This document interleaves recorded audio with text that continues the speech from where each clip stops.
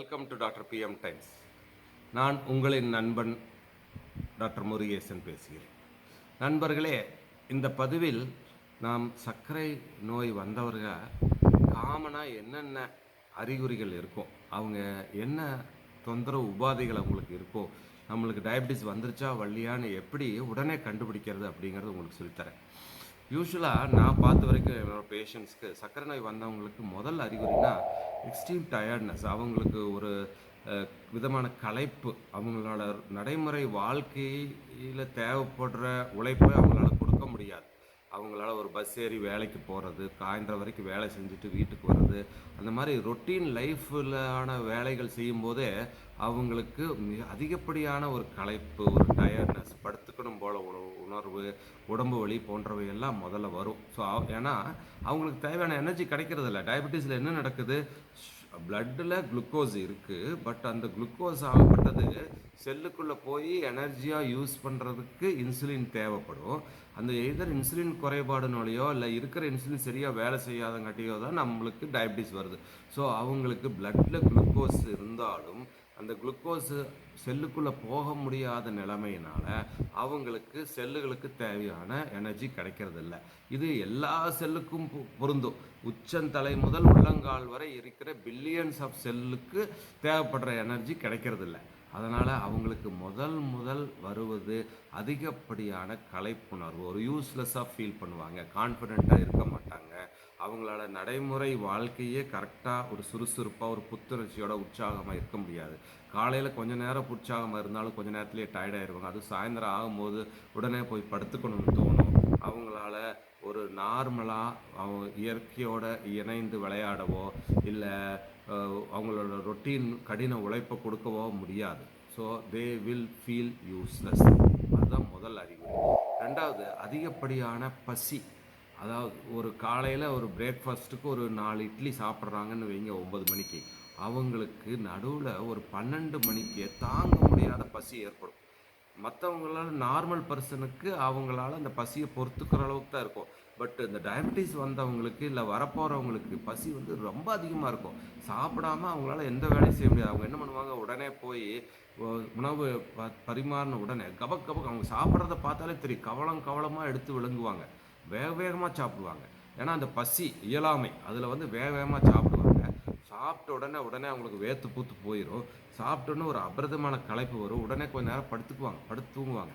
நம்ம சாப்பிட்றதே எதுக்கு, நம்மளுக்கு எனர்ஜி கிடச்சி அதிகமாக வேலை செய்யறதுக்கு. பட் இந்த டயபெட்டிஸ் வந்தவங்க என்ன பண்ணுவாங்கன்னா வேகமாக சாப்பிடுவாங்க, சாப்பிட்ட உடனே போய் படுத்துக்குவாங்க. ஸோ அவங்க சாப்பிட்ற தோரணை வச்சு அவங்களுக்கு டயபெட்டிஸ் இருக்கா இல்லையான்னு தெரியும். நார்மலாக ஆரோக்கியமான ஆண் வந்து அதை ரசித்து ருசித்து மெல்ல மென்று பொறுமையாக சாப்பிடுவார். பட் இவங்களுக்கு அதுக்கெல்லாம் பொருட்படுத்தவே முடியாது. அவங்களுக்கு அந்த தேவைப்படுற எனர்ஜி உடனே கிடைக்கணும். ஸோ அள்ளி விழுங்கிக்குவாங்க. விழுங்கினதுக்கப்புறம் உடனே வேர்த்து போயிட்டு அப்புறம் போய் படுத்துக்குவாங்க. ஸோ இது இரண்டாவது முக்கியமான அறிகுறி. மூணாவது, இதையெல்லாம் பொருட்படுத்தாதவங்களுக்கு என்ன இருக்குன்னா, பிறப்புறுப்பில் புண், அரிப்பு, எரிச்சல் போன்றவை. முதல்ல அரிப்பு வரும், அதில் அதிகமாக சொரியறங்காட்டி அது புண்ணாக மாறும், அதில் இன்ஃபெக்ஷன் வரங்காட்டி எரிச்சல், வலி போன்றவையெல்லாம் ஏற்படும்.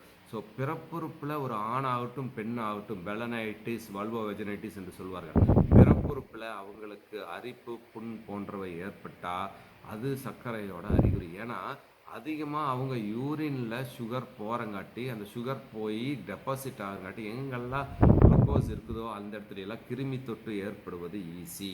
ஸோ அவங்களுக்கு அடுத்த அறிகுறி அது வரும். அதுக்கப்புறமும் அவங்க கவனிக்கல இது பண்ணணும்னா அந்த கிளாசிக்கல் சைன்ஸ் ஆஃப் டயபெட்டிஸ்ன்னு சொல்லுவார்கள். பாலியூரியா, பாலிடிப்சியா, பாலிஃபேஜியா, 3 P சொல்லுவாங்க. அதாவது பாலியூரியானா ஒருத்தர் அதிகப்படியாக யூரின் போகிறது, அடிக்கடி பாத்ரூம் போகிறது, யூரின் போகிற அளவும் ஜாஸ்தியாக இருக்கும், யூரின் போகிற ஃப்ரீக்வன்சியும் ஜாஸ்தியாக இருக்கும். எஸ்பெஷலி அது நைட்டில் நாக்டூரியான்னு சொல்லுவாங்க. இரவில் தூங்கும் போது ஒருத்தர் தூக்கம் முழிச்சு ஒரு 2 தடவையோ 3 தடவையோ நம்ம யூரின் போக வேண்டிய, ஒருத்தர் நார்மலாக ஒரு தடவை எந்திரிக்கணும்னா இவங்க 3லேருந்து 4 தடவை எந்திரிச்சு யூரின் போக வேண்டிய தேவை ஏற்படும். ஏன் அப்படின்னா அந்த டயபெட்டிஸ் வந்தவங்களுக்கு சுகரானது அதிகமாக ஃபில்டர் ஆகி கிட்னி டியூபியூல்ஸில் வரும். எப்போ சுகர் கிட்னி டியூபியூல்ஸில் அதிகமாக வந்தாலும் அது கூட தண்ணியும் சேர்ந்து வரும். அதுக்கு பேர் ஆஸ்மாட்டிக் டயூரோசிஸ். ஸோ அதிகமாக அவங்க யூரின் போக வேண்டி இருக்கும். அப்புறம் ரெண்டாவது அவங்களுக்கு அதிகப்படியான தாகம் எடுக்கும், பாலிடிப்சியா, நிறைய தண்ணி குடிச்சிட்டே இருப்பாங்க. மூணாவது அதிகப்படியான பசி உணர்வு. நான் முதல்ல சொன்ன மாதிரி அவங்களுக்கு செட்டைட்டி என்பது இருக்காது, போதும் என்ற திருப்தி, உணவு உண்ட திருப்தியை சீக்கிரம் ஏற்படாது. ஸோ அதிகமாக சாப்பிடுவாங்க. பாலியூரியா, பாலிடிப்சியா, பாலிஃபேஜி, இதான் கிளாசிக்கல் சைன்ஸ் ஆஃப் டயபெட்டிஸ்.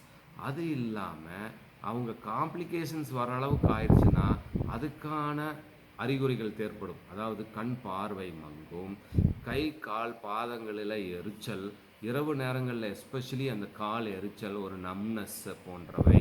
அதுக்கப்புறமா அவங்களுக்கு உணர்ச்சி, பால் உணர்வு கம்மியாக இருக்கும், அவங்களுக்கு எரக்டைல் டிஸ்ஃபங்க்ஷன் இருக்கும். அதுக்கப்புறமா அவங்களுக்கு கிட்னி பாதிப்பு, நெஃப்ரோபதி வர்றதுங்காட்டி அவங்க யூரினில் ஆல்புமின் போக ஆரம்பிக்கும். ஸோ அவங்க யூரின் போனாங்கன்னா பார்த்தீங்கன்னா நுரையாக இருக்கும். எஸ்பெஷலி ஏர்லி மார்னிங் யூரின் நிறைய albumin, micro albuminuria is the first sign of nephropathy. Kidney பாதிக்கிறதுக்கான முதல் அறிகுறி யூரினில் ஆல்புமின் லீக் ஆகுது.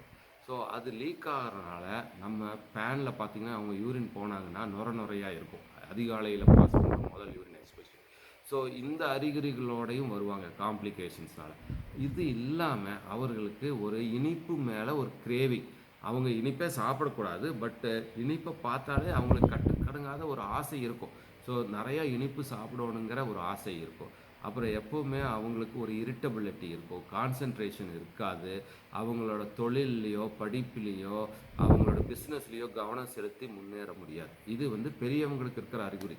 இதே சின்ன குழந்தைகளாக இருந்தால் அவங்களுக்கு என்னென்னா ஃபெயிலியர் டு த்ரைவ் என்று சொல்வார்கள். அவங்களோட வளர்ச்சி முதல்ல மட்டுப்படும்.